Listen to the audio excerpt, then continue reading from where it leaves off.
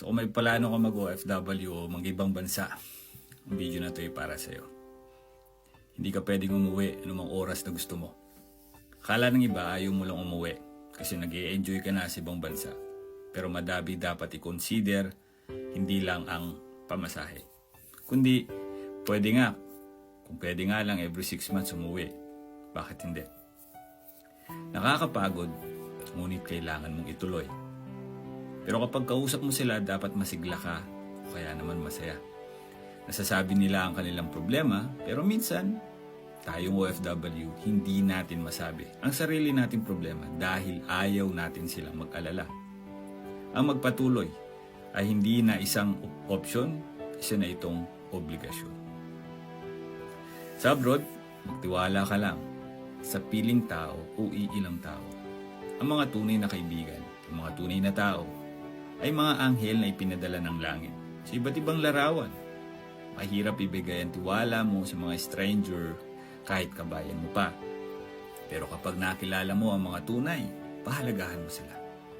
Ang mga tao ay dumarating at umaalis, ngunit ang mga tunay ay nananatili.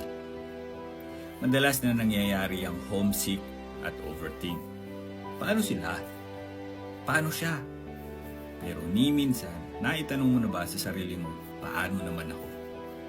Ang mga ilang mga kaluluwa ay umiiyak at naghihirap ng tahimik at ito ay mahirap madaig sa magdamag.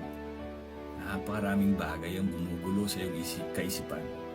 Existential crisis, paghabol sa mga pangarap, pagtanda at sitwasyon ng iyong pamilya. Madalas, mag-isa tayo. Pero there are times na wala kang support system, kundi sarili mo lang. Takot kang magkasakit, takot kang mabigo, takot kang magkapira-piraso. Kahit na mahirap, laging pinagtitibayan ang sarili at ingatan. Yan ang kailangan. At worse is, panalangin. Ay laging magiging mga mensahe ninyong hindi binibigkas. Relihiyoso ka man o hindi, lagi natin gustong sabihin kung ano ang nasa isip natin. Ang aming mga pag-iyak, ang aming mga pananalita, ang aming mga plano.